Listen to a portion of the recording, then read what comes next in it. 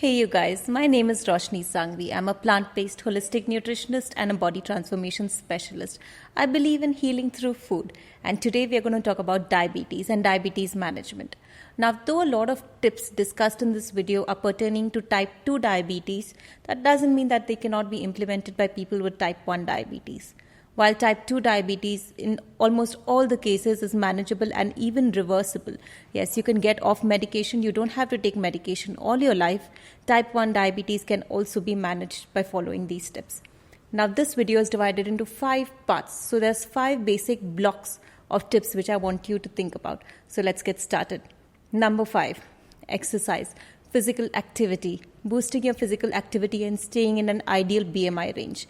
Now, I'm not just talking about physical activity, but a particular type of physical activity, and that is resistance training and strength training. Why is this important? Resistance training helps you tear down your muscle fibers and rebuild them stronger. Now, muscles, when compared to fat, eat up more glucose. They require more sugar, they require more calories to function. So when you're struggling with diabetes and your blood glucose levels are high, but you have more muscle mass, muscles take up a lot of blood glucose. It also helps boost insulin sensitivity. People with diabetes tend to have a condition called insulin resistance, and having enough muscle mass helps you boost insulin sensitivity. Now, that doesn't mean you need to look like a bodybuilder. Absolutely not. And nor can you look like a bodybuilder unless you take a lot of steroids and supplements. What I mean to just say is boosting your muscle mass by taking part in physical activity like strength training about 2 to 3 times in a week. You want to stay in an ideal BMI range, but more than anything, you want to stay in an ideal body fat percentage, which is around 21 to 24% for women and 18 to 21% for men. Your fat percentage can be calculated at any gym using a BCA scale. Number 4, de-stress and sleep more. Let me explain this to you. Think you're in a forest and a tiger is running behind you. Now, when a tiger is running behind you and you're running in front, running for your life, the last thing your body is thinking about is digestion. The last thing your body is thinking about is assimilating micronutrients from your food. Your body is really not thinking about weight loss, nor is it thinking about things like insulin resistance and insulin sensitivity. It is literally pumping more glucose into your body to help you run faster. This imaginary tiger in today's world is a nagging spouse, or an over-demanding boss, or children who are always looking for your attention. It's loan payments which you have to make. It's financial stress. It's relationship stress. It's like mini tigers around you all the time, except you're not really running. All of these are additional sources of stress, and stress leads to elevated cortisol or stress hormone. Elevated cortisol is associated with decreased glucose metabolization, or your body does not really absorb sugar the way it should. Include in de-stressing activity. When I talk to people and I ask them, what kind of physical activity do you take part in? Everyone has something to say. If nothing, they say, I go for a walk. And then I ask them, what kind of mental fitness or mental gym do you go to? What do you do for your mental health and mental fitness? Most people have no answer. And you really don't have to do much. It's 10 to 15 minutes of activities focusing on mindfulness. It could be meditation for some. It could be dynamic meditation for some. It could be the tapping meditation. It could be qigong. It could be going for a walk where you really just buzz out. Anything can be a mindfulness activity, but indulge in those 10 to 15 minutes of structured activity per day, taking care of your health and taking care of your mind. Another thing to remember along with that is to make sure you sleep enough. Are you sleeping enough? Now, losing even 1 night of sleep, even 1 night of bad sleep is associated with increased diabetes-like markers the very next days, even if you don't have diabetes. Think about it. On an average, people who are diabetic who also sleep less have 23% elevated blood sugar levels. You want to make sure you're getting a 7 to 9 hours of sleep at least at night, or a 6 hours of sleep at night and 1 to 2 hours of sleep in the afternoon. But make sure you're sleeping enough. Number 3, adding herbs and spices. Now, herbs and spices play a very, very big role, and rather a very underestimated roles. Let me talk about 3 specific herbs which help you with diabetes management.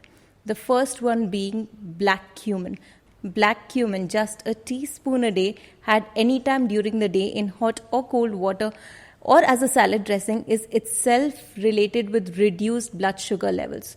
Now imagine you don't have to make any other change, just adding black cumin into your meal plan. Just a half teaspoon, don't overdo it.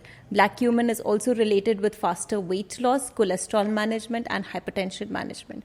Second spice is cinnamon. Cinnamon, just a pinch a day. Only a pinch per day is associated with decreased blood sugar levels and boost in insulin sensitivity. Add a pinch of cinnamon in whatever you're having, just once a day. Maybe it as part of your breakfast, maybe as a dressing when you're having fruits, anything. Just a pinch of cinnamon per day. And the third one is amla. Now, what I like to do when in season is make sure that I have fresh amla juice in the morning, and I also add in some turmeric and ginger to it as soon as I wake up in the morning. Or if the amla is not too bitter, just boiling it and having just one whole amla per day. All of these spices are associated with decreased blood sugar levels. But besides this, if you're taking statins for cholesterol, then statins are associated with elevated blood sugar levels. Statins lead to diabetes. Statins and cholesterol. Cholesterol can be reversed. You can get off statins. Work with a specialist who understands how to help you reverse cholesterol, and you can do this and get off statins. They have a lot of side effects. You should not be taking them unless it's absolutely necessary. Number 2, drop dairy. For so many reasons, ditch dairy. Dairy is directly associated with type 1 diabetes because through a process called molecular mimicry, when we consume dairy, we end up attacking our own pancreas and the beta cells of the pancreas which produce insulin. So the more dairy you're consuming, the more you're getting rid of the pancreatic cells responsible for insulin production, thus associated with reduced insulin sensitivity. And this leads to diabetes directly. Dairy is really bad for type 2 diabetes also because it's very high in saturated fats. And this kind of saturated fats clogs your arteries and does not help with optimal blood glucose absorption by the liver and by the muscles of the body. I have an entire blog written about it. I'm going to leave a link below. I insist you read it. I also insist you watch the video I made specifically on the consumption of ghee and what kind of effects it has on the body. Drop dairy. You don't need it.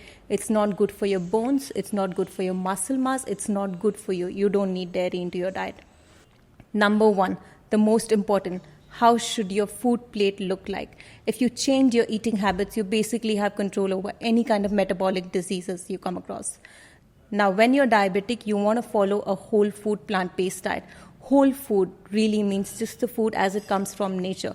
When you eat an apple and you get rid of the skin of the apple, that's not an whole food. You want to eat the fruit with the skin. You want to eat food minimally processed. If you're eating like bread and pastries, that's extremely processed. If you're eating sugars and oils, that's extremely processed. Meat is extremely processed. Dairy is extremely processed. You don't want to eat food which is processed. You want to eat food as close to natural as it's possible.